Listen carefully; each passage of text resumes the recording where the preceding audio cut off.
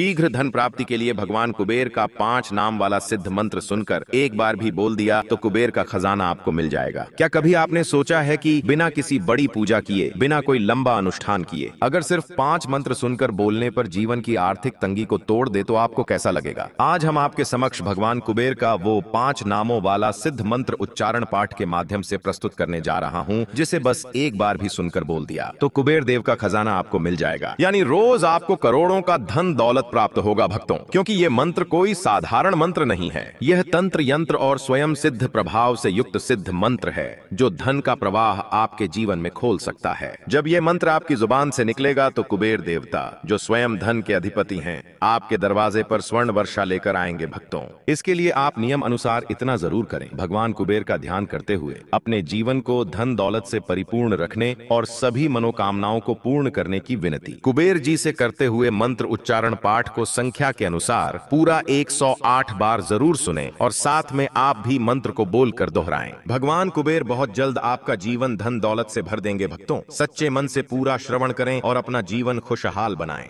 ओम यक्षराजाय नमः। ओम रत्ननाथाय नमः। ओम धनाध्यक्षाय नमः। ओम वैश्रवणाय नमः। ओम निधिपालाय नमः। ओम श्रीं ह्रीं कुबेराय महाधनाधिपतये मम गृहं सर्वैश्वर्यं कुरु कुरु स्वाहा। ओम यक्षराजाय नमः। ओम रत्ननाथाय नमः। ओम धनाध्यक्षाय नमः। ओम वैश्रवणाय नमः। ओम निधिपालाय नमः। ओम श्रीं ह्रीं कुबेराय महाधनाधिपतये मम गृहं सर्वैश्वर्यं कुरु कुरु स्वाहा। ओम यक्षराजाय नमः। ओम रत्ननाथाय नमः। ओम धनाध्यक्षाय नमः। ओम वैश्रवणाय नमः। ओम निधिपालाय नमः। ओम श्रीं ह्रीं कुबेराय महाधनाधिपतये मम गृहं सर्वैश्वर्यं कुरु कुरु स्वाहा। ओम यक्षराजाय नमः। ओम रत्ननाथाय नमः। ओम धनाध्यक्षाय नमः। ओम वैश्रवणाय नमः। ओम निधिपालाय नमः। ओम श्रीं ह्रीं कुबेराय महाधनाधिपतये मम गृहं सर्वैश्वर्यं कुरु कुरु स्वाहा। ओम यक्षराजाय नमः। ओम रत्ननाथाय नमः। ओम धनाध्यक्षाय नमः। ओम वैश्रवणाय नमः। ओम निधिपालाय नमः। ओम श्रीं ह्रीं कुबेराय महाधनाधिपतये मम गृहं सर्वैश्वर्यं कुरु कुरु स्वाहा। ओम यक्षराजाय नमः। ओम रत्ननाथाय नमः। ओम धनाध्यक्षाय नमः।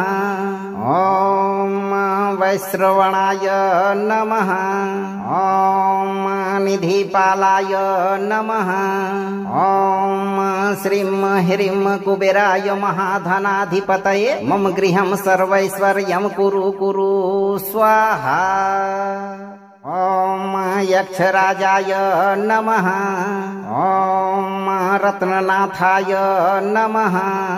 ओम धनाध्यक्षाय नमः। ओम वैश्रवणाय नमः। ओम निधिपालाय नमः। ओम श्रीं ह्रीं कुबेराय महाधनाधिपतये मम गृहं सर्वैश्वर्यं कुरु कुरु स्वाहा। ओम यक्षराजाय नमः।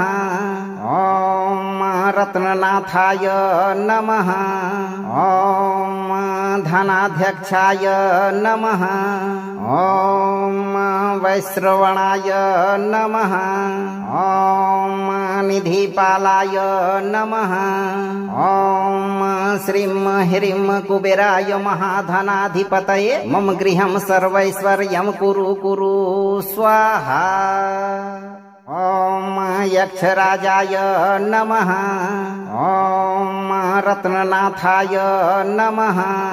ॐ धनाध्यक्षाय नमः। ॐ वैश्रवणाय नमः। ॐ निधिपालाय नमः। ॐ श्रीं ह्रीं कुबेराय महाधनाधिपतये मम गृहं सर्वैश्वर्यं कुरु कुरु स्वाहा। ॐ यक्षराजाय नमः। ॐ रत्ननाथाय नमः। ॐ धनाध्यक्षाय नमः। ॐ वैश्रवणाय नमः। ॐ निधिपालाय नमः। ॐ श्रीं ह्रीं कुबेराय महाधनाधिपतये मम गृहं सर्वैश्वर्यं कुरु कुरु स्वाहा। ॐ यक्षराजाय नमः। ॐ रत्ननाथाय नमः। ॐ धनाध्यक्षाय नमः। ॐ वैश्रवणाय नमः। ॐ निधिपालाय नमः। ॐ श्रीं ह्रीं कुबेराय महाधनाधिपतये मम गृहं सर्वैश्वर्यं कुरु कुरु स्वाहा। ॐ यक्षराजाय नमः। ॐ रत्ननाथाय नमः। ॐ धनाध्यक्षाय नमः। ॐ वैश्रवणाय नमः। ॐ निधिपालाय नमः। ॐ श्रीं ह्रीं कुबेराय महाधनाधिपतये मम गृहं सर्वैश्वर्यं कुरु कुरु स्वाहा। ॐ यक्षराजाय नमः। ॐ रत्ननाथाय नमः। ॐ धनाध्यक्षाय नमः। ॐ वैश्रवणाय नमः। ॐ निधिपालाय नमः। ॐ श्रीं ह्रीं कुबेराय महाधनाधिपतये मम गृहं सर्वैश्वर्यं कुरु कुरु स्वाहा। ॐ यक्षराजाय नमः। ॐ रत्ननाथाय नमः। ॐ धनाध्यक्षाय नमः। ॐ वैश्रवणाय नमः। ॐ निधिपालाय नमः। ॐ श्रीं ह्रीं कुबेराय महाधनाधिपतये मम गृहं सर्वैश्वर्यं कुरु कुरु स्वाहा। ॐ यक्षराजाय नमः। ॐ रत्ननाथाय नमः। ॐ धनाध्यक्षाय नमः। ॐ वैश्रवणाय नमः। ॐ निधिपालाय नमः। ॐ श्रीं ह्रीं कुबेराय महाधनाधिपतये मम गृहं सर्वैश्वर्यं कुरु कुरु स्वाहा। ॐ यक्षराजाय नमः। ॐ रत्ननाथाय नमः। ॐ धनाध्यक्षाय नमः। ॐ वैश्रवणाय नमः। ॐ निधिपालाय नमः। ॐ श्रीं ह्रीं कुबेराय महाधनाधिपतये मम गृहं सर्वैश्वर्यं कुरु कुरु स्वाहा। ॐ यक्षराजाय नमः। ॐ रत्ननाथाय नमः। ॐ धनाध्यक्षाय नमः। ॐ वैश्रवणाय नमः। ॐ निधिपालाय नमः। ॐ श्रीं ह्रीं कुबेराय महाधनाधिपतये मम गृहं सर्वैश्वर्यं कुरु कुरु स्वाहा। ॐ यक्षराजाय नमः। ॐ रत्ननाथाय नमः। ॐ धनाध्यक्षाय नमः। ॐ वैश्रवणाय नमः। ॐ निधिपालाय नमः। ॐ श्रीं ह्रीं कुबेराय महाधनाधिपतये मम गृहं सर्वैश्वर्यं कुरु कुरु स्वाहा। ॐ यक्षराजाय नमः। ॐ रत्ननाथाय नमः। ॐ धनाध्यक्षाय नमः। ॐ वैश्रवणाय नमः। ॐ निधिपालाय नमः। ॐ श्रीं ह्रीं कुबेराय महाधनाधिपतये मम गृहं सर्वैश्वर्यं कुरु कुरु स्वाहा। ॐ यक्षराजाय नमः। ॐ रत्ननाथाय नमः। ॐ धनाध्यक्षाय नमः। ॐ वैश्रवणाय नमः। ॐ निधिपालाय नमः। ॐ श्रीं ह्रीं कुबेराय महाधनाधिपतये मम गृहं सर्वैश्वर्यं कुरु कुरु स्वाहा। ॐ यक्षराजाय नमः। ॐ रत्ननाथाय नमः। ॐ धनाध्यक्षाय नमः। ॐ वैश्रवणाय नमः। ॐ निधिपालाय नमः। ॐ श्रीं ह्रीं कुबेराय महाधनाधिपतये मम गृहं सर्वैश्वर्यं कुरु कुरु स्वाहा। ॐ यक्षराजाय नमः। ॐ रत्ननाथाय नमः। ॐ धनाध्यक्षाय नमः। ॐ वैश्रवणाय नमः। ॐ निधिपालाय नमः। ॐ श्रीं ह्रीं कुबेराय महाधनाधिपतये मम गृहं सर्वैश्वर्यं कुरु कुरु स्वाहा। ॐ यक्षराजाय नमः। ॐ रत्ननाथाय नमः।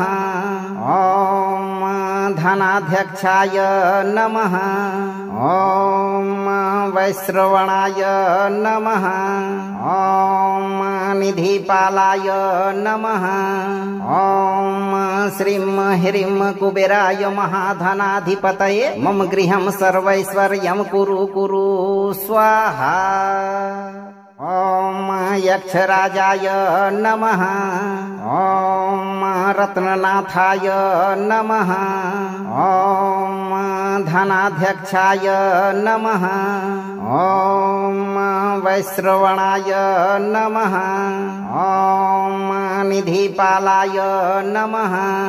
ॐ श्रीं ह्रीं कुबेराय महाधनाधिपतये मम गृहं सर्वैश्वर्यं कुरु कुरु स्वाहा।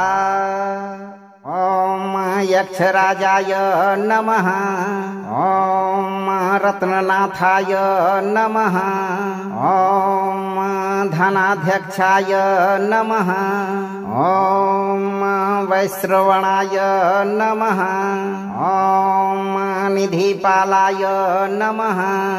ॐ श्रीं ह्रीं कुबेराय महाधनाधिपतये मम गृहं सर्वैश्वर्यं कुरु कुरु स्वाहा। ॐ यक्षराजाय नमः। ॐ रत्ननाथाय नमः। ॐ धनाध्यक्षाय नमः।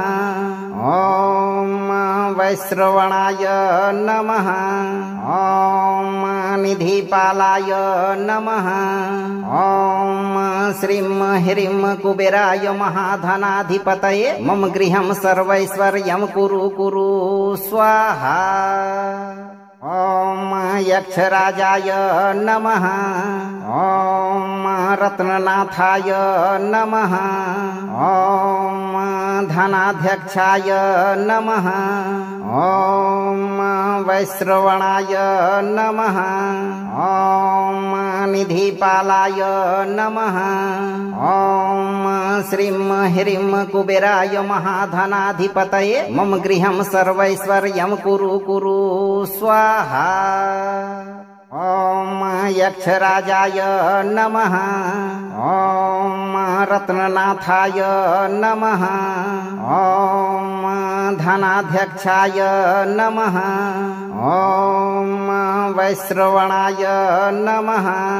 ॐ निधिपालाय नमः।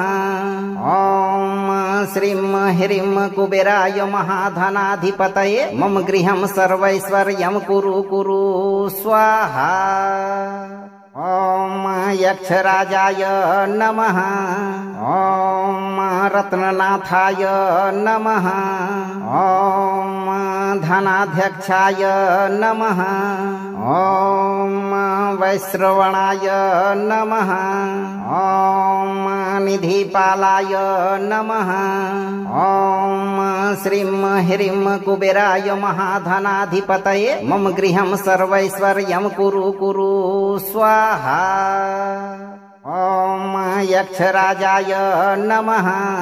ॐ रत्ननाथाय नमः। ॐ धनाध्यक्षाय नमः। ॐ वैश्रवणाय नमः।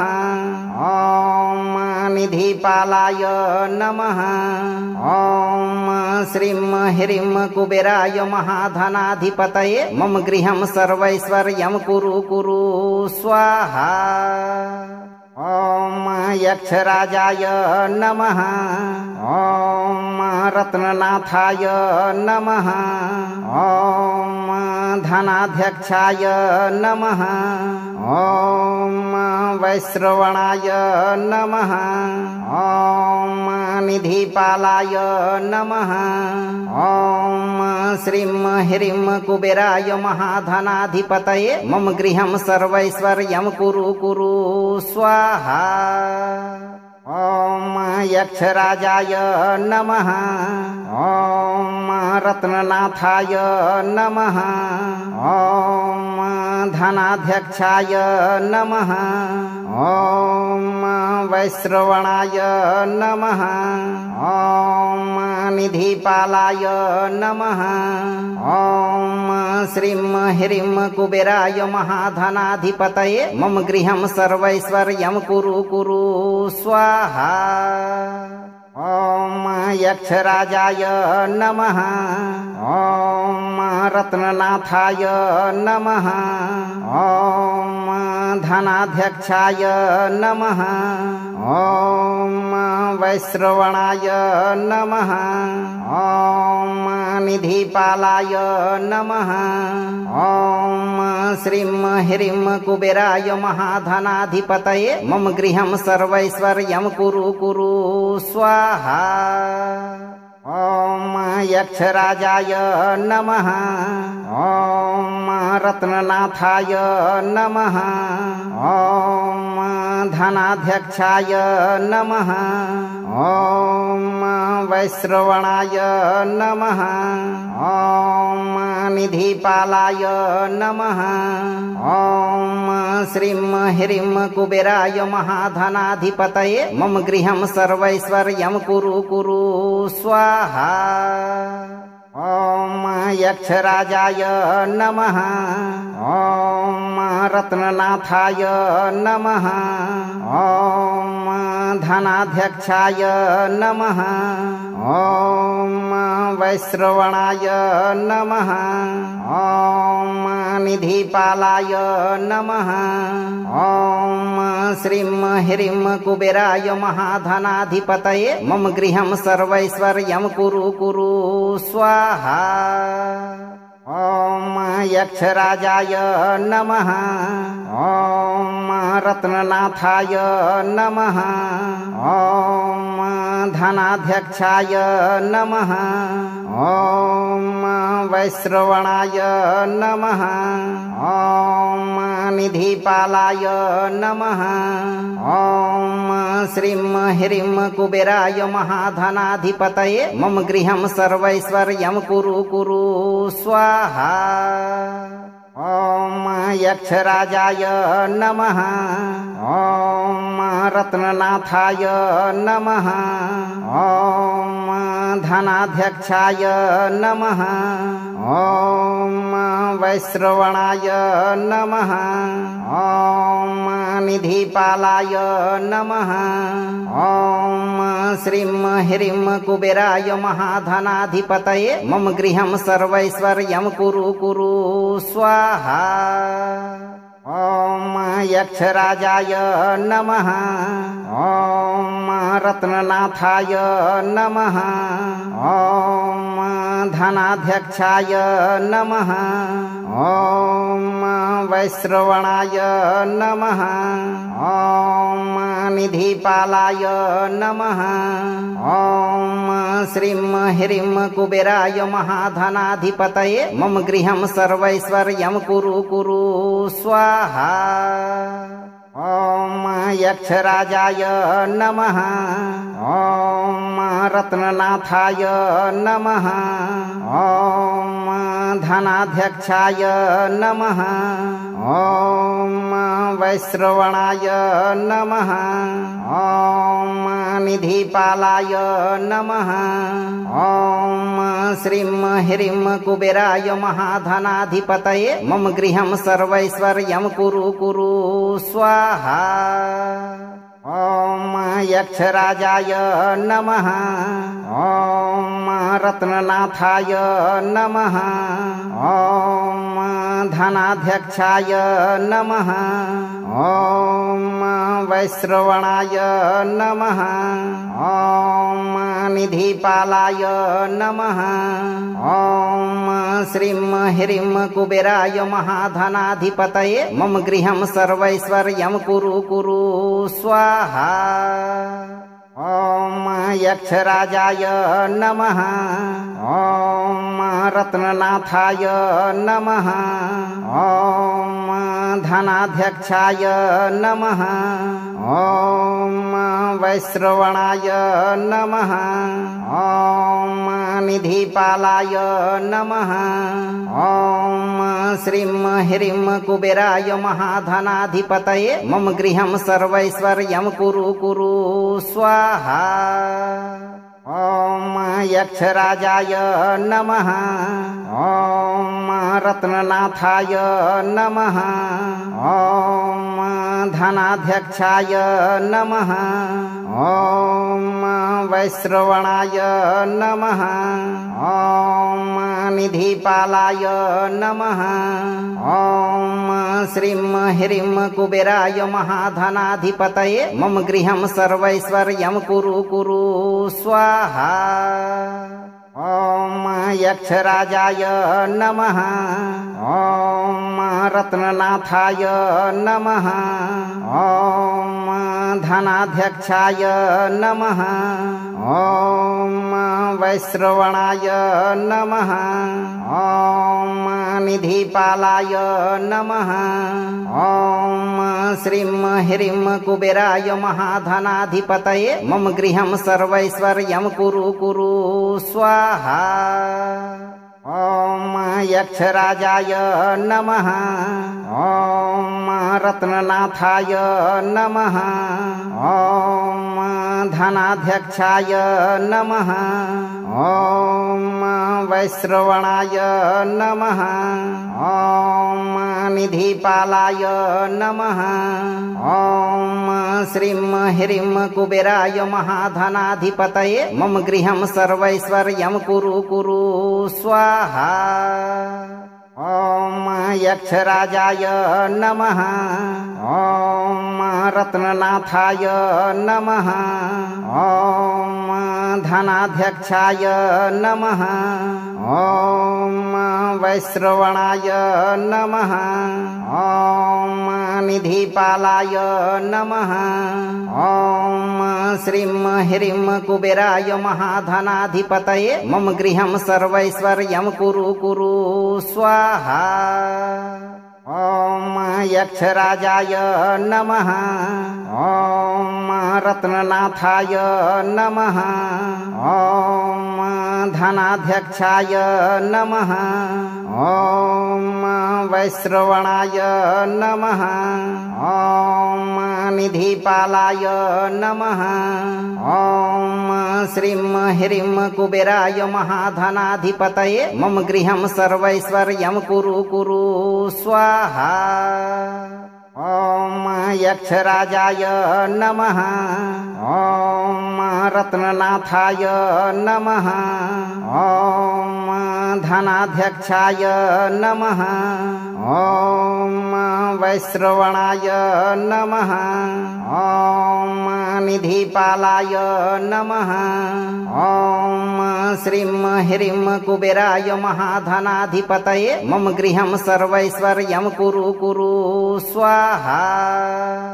ॐ यक्षराजाय नमः। ॐ रत्ननाथाय नमः। ॐ धनाध्यक्षाय नमः। ॐ वैश्रवणाय नमः। ॐ निधिपालाय नमः। ॐ श्रीं ह्रीं कुबेराय महाधनाधिपतये मम गृहं सर्वैश्वर्यं कुरु कुरु स्वाहा। ॐ यक्षराजाय नमः। ॐ रत्ननाथाय नमः। ॐ धनाध्यक्षाय नमः। ॐ वैश्रवणाय नमः। ॐ निधिपालाय नमः। ॐ श्रीं ह्रीं कुबेराय महाधनाधिपतये मम गृहं सर्वैश्वर्यं कुरु कुरु स्वाहा। ॐ यक्षराजाय नमः। ॐ रत्ननाथाय नमः। ॐ धनाध्यक्षाय नमः। ॐ वैश्रवणाय नमः। ॐ निधिपालाय नमः। ॐ श्रीं ह्रीं कुबेराय महाधनाधिपतये मम गृहं सर्वैश्वर्यं कुरु कुरु स्वाहा। ॐ यक्षराजाय नमः। ॐ रत्ननाथाय नमः। ॐ धनाध्यक्षाय नमः। ॐ वैश्रवणाय नमः। ॐ निधिपालाय नमः। ॐ श्रीं ह्रीं कुबेराय महाधनाधिपतये मम गृहं सर्वैश्वर्यं कुरु कुरु स्वाहा। ॐ यक्षराजाय नमः। ॐ रत्ननाथाय नमः। ॐ धनाध्यक्षाय नमः। ॐ वैश्रवणाय नमः। ॐ निधिपालाय नमः। ॐ श्रीं ह्रीं कुबेराय महाधनाधिपतये मम गृहं सर्वैश्वर्यं कुरु कुरु स्वाहा। ॐ यक्षराजाय नमः। ॐ रत्ननाथाय नमः। ॐ धनाध्यक्षाय नमः। ॐ वैश्रवणाय नमः। ॐ निधिपालाय नमः।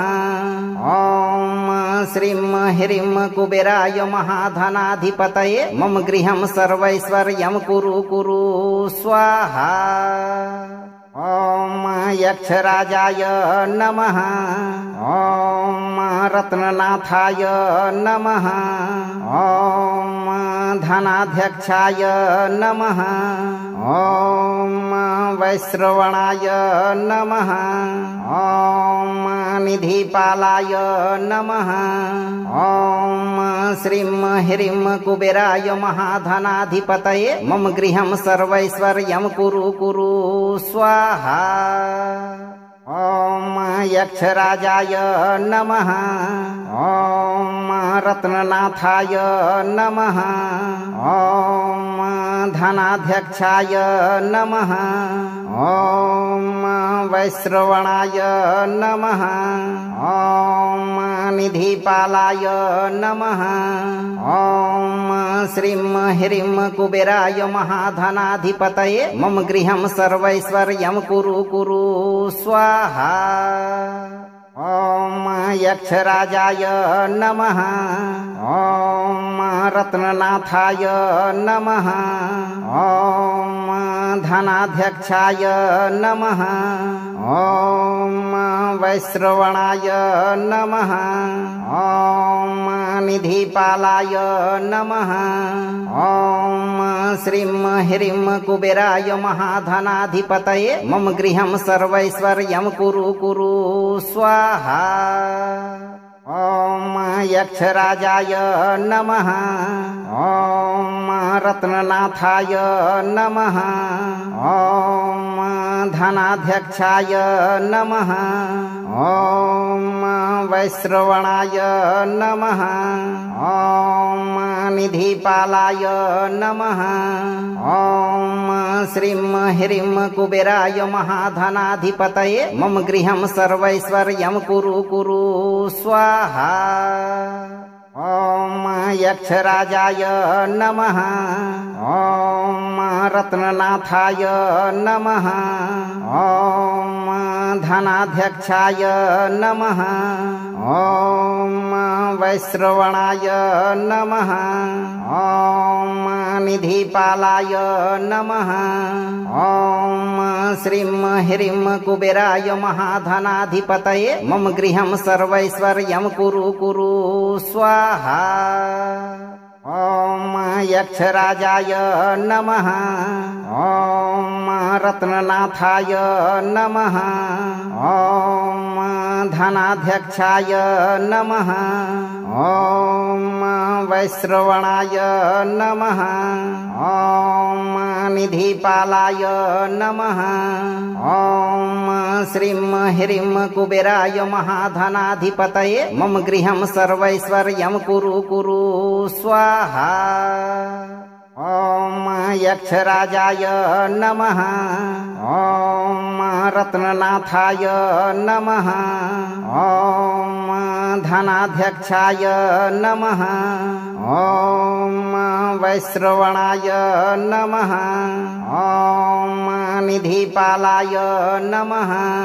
ॐ श्रीं ह्रीं कुबेराय महाधनाधिपतये मम गृहं सर्वैश्वर्यं कुरु कुरु स्वाहा। ॐ यक्षराजाय नमः। ॐ रत्ननाथाय नमः। ॐ धनाध्यक्षाय नमः। ॐ वैश्रवणाय नमः। ॐ निधिपालाय नमः। ॐ श्रीं ह्रीं कुबेराय महाधनाधिपतये मम गृहं सर्वैश्वर्यं कुरु कुरु स्वाहा। ॐ यक्षराजाय नमः। ॐ रत्ननाथाय नमः। ॐ धनाध्यक्षाय नमः। ॐ वैश्रवणाय नमः। ॐ निधिपालाय नमः। ॐ श्रीं ह्रीं कुबेराय महाधनाधिपतये मम गृहं सर्वैश्वर्यं कुरु कुरु स्वाहा। ॐ यक्षराजाय नमः। ॐ रत्ननाथाय नमः। ॐ धनाध्यक्षाय नमः। ॐ वैश्रवणाय नमः। ॐ निधिपालाय नमः। ॐ श्रीं ह्रीं कुबेराय महाधनाधिपतये मम गृहं सर्वैश्वर्यं कुरु कुरु स्वाहा। ॐ यक्षराजाय नमः। ॐ रत्ननाथाय नमः। ॐ धनाध्यक्षाय नमः। ॐ वैश्रवणाय नमः। ॐ निधिपालाय नमः। ॐ श्रीं ह्रीं कुबेराय महाधनाधिपतये मम गृहं सर्वैश्वर्यं कुरु कुरु स्वाहा। ॐ यक्षराजाय नमः। ॐ रत्ननाथाय नमः। ॐ धनाध्यक्षाय नमः। ॐ वैश्रवणाय नमः। ॐ निधिपालाय नमः। ॐ श्रीं ह्रीं कुबेराय महाधनाधिपतये मम गृहं सर्वैश्वर्यं कुरु कुरु स्वाहा। ॐ यक्षराजाय नमः। ॐ रत्ननाथाय नमः। ॐ धनाध्यक्षाय नमः। ॐ वैश्रवणाय नमः। ॐ निधिपालाय नमः। ॐ श्रीं ह्रीं कुबेराय महाधनाधिपतये मम गृहं सर्वैश्वर्यं कुरु कुरु स्वाहा। ॐ यक्षराजाय नमः। ॐ रत्ननाथाय नमः। ॐ धनाध्यक्षाय नमः। ॐ वैश्रवणाय नमः। ॐ निधिपालाय नमः। ॐ श्रीं ह्रीं कुबेराय महाधनाधिपतये मम गृहं सर्वैश्वर्यं कुरु कुरु स्वाहा। ॐ यक्षराजाय नमः। ॐ रत्ननाथाय नमः। ॐ धनाध्यक्षाय नमः। ॐ वैश्रवणाय नमः। ॐ निधिपालाय नमः। ॐ श्रीं ह्रीं कुबेराय महाधनाधिपतये मम गृहं सर्वैश्वर्यं कुरु कुरु स्वाहा। ॐ यक्षराजाय नमः। ॐ रत्ननाथाय नमः। ॐ धनाध्यक्षाय नमः। ॐ वैश्रवणाय नमः। ॐ निधिपालाय नमः। ॐ श्रीं ह्रीं कुबेराय महाधनाधिपतये मम गृहं सर्वैश्वर्यं कुरु कुरु स्वाहा। ॐ यक्षराजाय नमः। ॐ रत्ननाथाय नमः। ॐ धनाध्यक्षाय नमः। ॐ वैश्रवणाय नमः।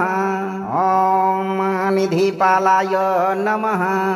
ॐ श्रीं ह्रीं कुबेराय महाधनाधिपतये मम गृहं सर्वैश्वर्यं कुरु कुरु स्वाहा। ॐ यक्षराजाय नमः। ॐ रत्ननाथाय नमः। ॐ धनाध्यक्षाय नमः। ॐ वैश्रवणाय नमः। ॐ निधिपालाय नमः। ॐ श्रीं ह्रीं कुबेराय महाधनाधिपतये मम गृहं सर्वैश्वर्यं कुरु कुरु स्वाहा। ॐ यक्षराजाय नमः। ॐ रत्ननाथाय नमः। ॐ धनाध्यक्षाय नमः। ॐ वैश्रवणाय नमः। ॐ निधिपालाय नमः। ॐ श्रीं ह्रीं कुबेराय महाधनाधिपतये मम गृहं सर्वैश्वर्यं कुरु कुरु स्वाहा। ॐ यक्षराजाय नमः। ॐ रत्ननाथाय नमः। ॐ धनाध्यक्षाय नमः। ॐ वैश्रवणाय नमः। ॐ निधिपालाय नमः। ॐ श्रीं ह्रीं कुबेराय महाधनाधिपतये मम गृहं सर्वैश्वर्यं कुरु कुरु स्वाहा। ॐ यक्षराजाय नमः। ॐ रत्ननाथाय नमः। ॐ धनाध्यक्षाय नमः। ॐ वैश्रवणाय नमः। ॐ निधिपालाय नमः। ॐ श्रीं ह्रीं कुबेराय महाधनाधिपतये मम गृहं सर्वैश्वर्यं कुरु कुरु स्वाहा। ॐ यक्षराजाय नमः। ॐ रत्ननाथाय नमः। ॐ धनाध्यक्षाय नमः। ॐ वैश्रवणाय नमः। ॐ निधिपालाय नमः। ॐ श्रीं ह्रीं कुबेराय महाधनाधिपतये मम गृहं सर्वैश्वर्यं कुरु कुरु स्वाहा। ॐ यक्षराजाय नमः। ॐ रत्ननाथाय नमः। ॐ धनाध्यक्षाय नमः। ॐ वैश्रवणाय नमः। ॐ निधिपालाय नमः।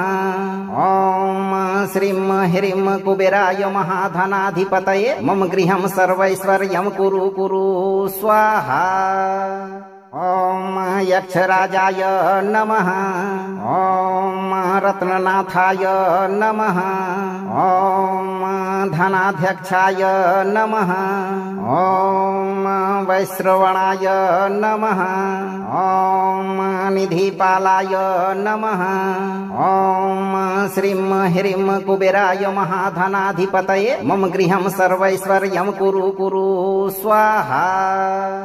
ॐ यक्षराजाय नमः। ॐ रत्ननाथाय नमः। ॐ धनाध्यक्षाय नमः।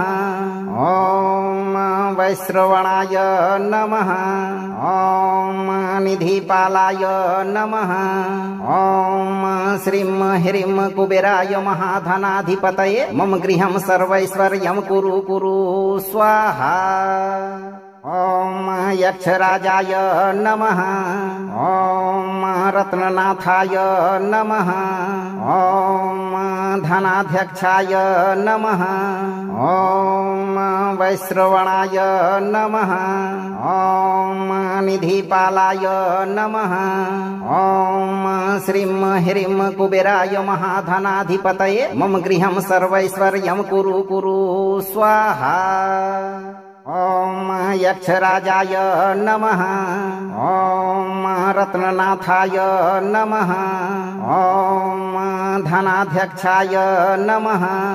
ॐ वैश्रवणाय नमः। ॐ निधिपालाय नमः। ॐ श्रीं ह्रीं कुबेराय महाधनाधिपतये मम गृहं सर्वैश्वर्यं कुरु कुरु स्वाहा। ॐ यक्षराजाय नमः।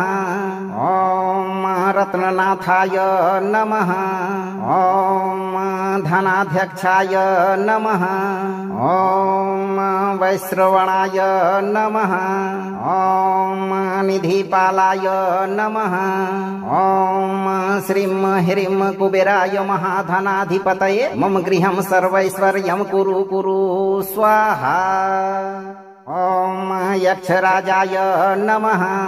ॐ रत्ननाथाय नमः। ॐ धनाध्यक्षाय नमः। ॐ वैश्रवणाय नमः। ॐ निधिपालाय नमः। ॐ श्रीं ह्रीं कुबेराय महाधनाधिपतये मम गृहं सर्वैश्वर्यं कुरु कुरु स्वाहा। ॐ यक्षराजाय नमः। ॐ रत्ननाथाय नमः। ॐ धनाध्यक्षाय नमः। ॐ वैश्रवणाय नमः। ॐ निधिपालाय नमः। ॐ श्रीं ह्रीं कुबेराय महाधनाधिपतये मम गृहं सर्वैश्वर्यं कुरु कुरु स्वाहा। ॐ यक्षराजाय नमः। ॐ रत्ननाथाय नमः। ॐ धनाध्यक्षाय नमः। ॐ वैश्रवणाय नमः। ॐ निधिपालाय नमः। ॐ श्रीं ह्रीं कुबेराय महाधनाधिपतये मम गृहं सर्वैश्वर्यं कुरु कुरु स्वाहा। ॐ यक्षराजाय नमः। ॐ रत्ननाथाय नमः। ॐ धनाध्यक्षाय नमः। ॐ वैश्रवणाय नमः। ॐ निधिपालाय नमः। ॐ श्रीं ह्रीं कुबेराय महाधनाधिपतये मम गृहं सर्वैश्वर्यं कुरु कुरु स्वाहा। ॐ यक्षराजाय नमः। ॐ रत्ननाथाय नमः। ॐ धनाध्यक्षाय नमः। ॐ वैश्रवणाय नमः। ॐ निधिपालाय नमः। ॐ श्रीं ह्रीं कुबेराय महाधनाधिपतये मम गृहं सर्वैश्वर्यं कुरु कुरु स्वाहा। ॐ यक्षराजाय नमः। ॐ रत्ननाथाय नमः। ॐ धनाध्यक्षाय नमः। ॐ वैश्रवणाय नमः। ॐ निधिपालाय नमः।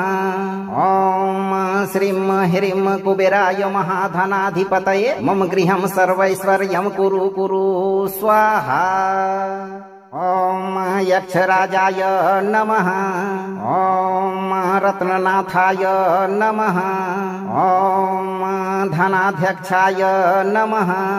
ॐ वैश्रवणाय नमः। ॐ निधिपालाय नमः। ॐ श्रीं ह्रीं कुबेराय महाधनाधिपतये मम गृहं सर्वैश्वर्यं कुरु कुरु स्वाहा। ॐ यक्षराजाय नमः। ॐ रत्ननाथाय नमः। ॐ धनाध्यक्षाय नमः। ॐ वैश्रवणाय नमः। ॐ निधिपालाय नमः। ॐ श्रीं ह्रीं कुबेराय महाधनाधिपतये मम गृहं सर्वैश्वर्यं कुरु कुरु स्वाहा। ॐ यक्षराजाय नमः। ॐ रत्ननाथाय नमः। ॐ धनाध्यक्षाय नमः। ॐ वैश्रवणाय नमः। ॐ निधिपालाय नमः। ॐ श्रीं ह्रीं कुबेराय महाधनाधिपतये मम गृहं सर्वैश्वर्यं कुरु कुरु स्वाहा। ॐ यक्षराजाय नमः। ॐ रत्ननाथाय नमः। ॐ धनाध्यक्षाय नमः। ॐ वैश्रवणाय नमः। ॐ निधिपालाय नमः। ॐ श्रीं ह्रीं कुबेराय महाधनाधिपतये मम गृहं सर्वैश्वर्यं कुरु कुरु स्वाहा। ॐ यक्षराजाय नमः। ॐ रत्ननाथाय नमः। ॐ धनाध्यक्षाय नमः। ॐ वैश्रवणाय नमः। ॐ निधिपालाय नमः। ॐ श्रीं ह्रीं कुबेराय महाधनाधिपतये मम गृहं सर्वैश्वर्यं कुरु कुरु स्वाहा। ॐ यक्षराजाय नमः। ॐ रत्ननाथाय नमः। ॐ धनाध्यक्षाय नमः। ॐ वैश्रवणाय नमः। ॐ निधिपालाय नमः। ॐ श्रीं ह्रीं कुबेराय महाधनाधिपतये मम गृहं सर्वैश्वर्यं कुरु कुरु स्वाहा। ॐ यक्षराजाय नमः। ॐ रत्ननाथाय नमः। ॐ धनाध्यक्षाय नमः। ॐ वैश्रवणाय नमः। ॐ निधिपालाय नमः।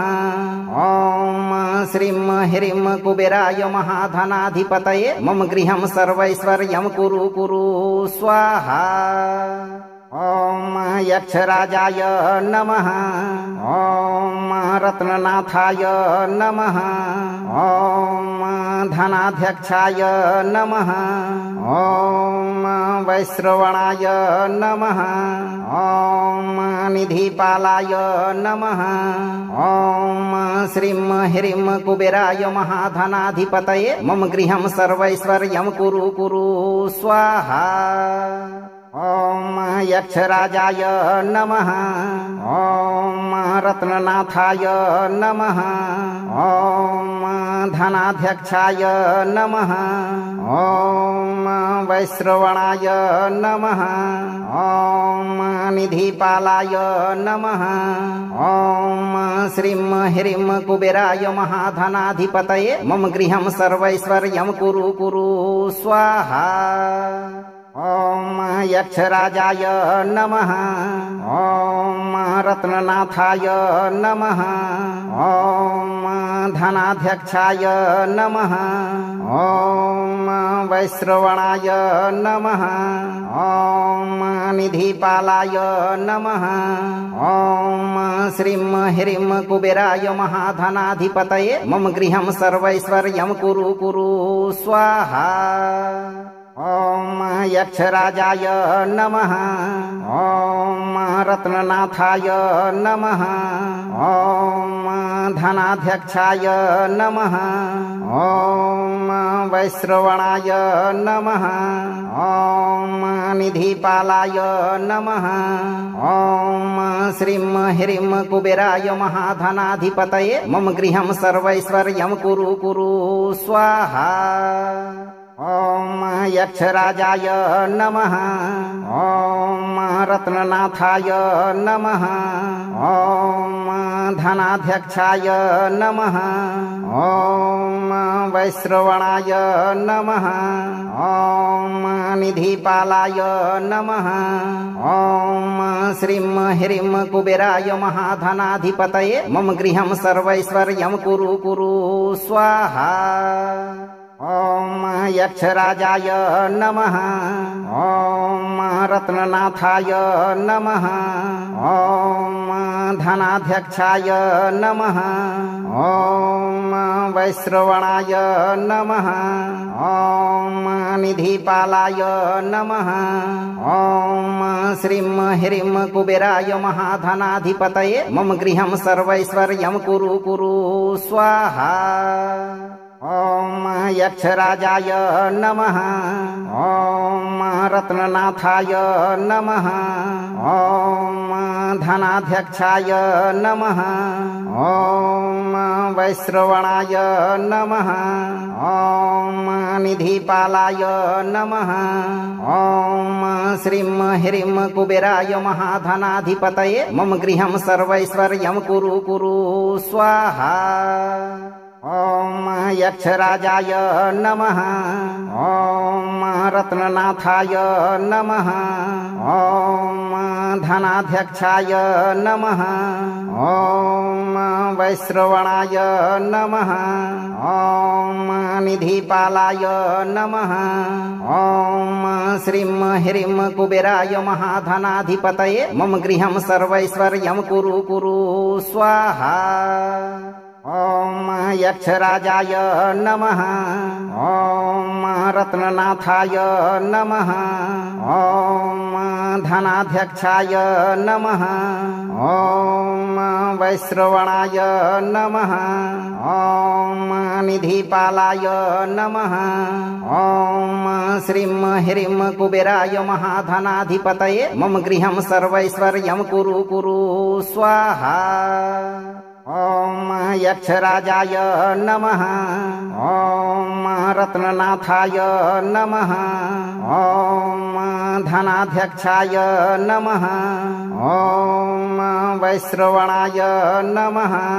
ॐ निधिपालाय नमः।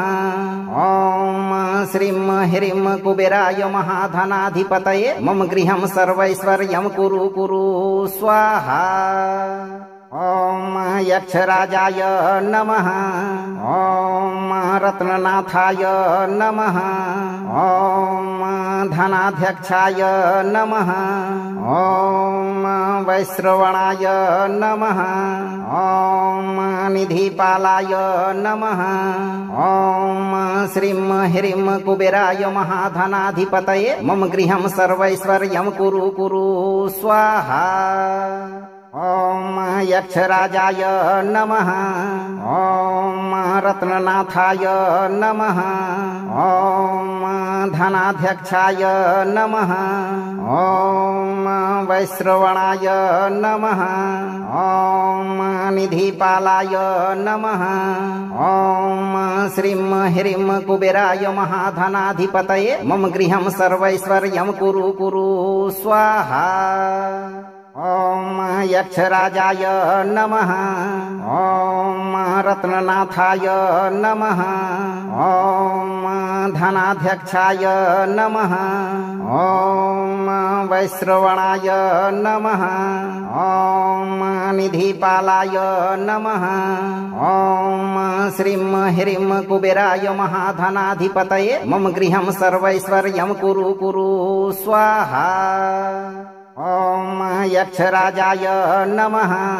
ॐ रत्ननाथाय नमः। ॐ धनाध्यक्षाय नमः। ॐ वैश्रवणाय नमः। ॐ निधिपालाय नमः। ॐ श्रीं ह्रीं कुबेराय महाधनाधिपतये मम गृहं सर्वैश्वर्यं कुरु कुरु स्वाहा। अगर आपको यह मंत्र प्रभावशाली लगा हो तो मंत्र को लाइक करें, दोस्तों को शेयर करें और चैनल को सब्सक्राइब करते समय दरबार की घंटी एक बार जरूर बजा दें। भक्तों, धैर्य रखें और सही कर्म करते हुए भगवान कुबेर पर भरोसा रखें। आपकी सभी मनोकामनाओं की पूर्ति बहुत जल्द होगी भक्तों।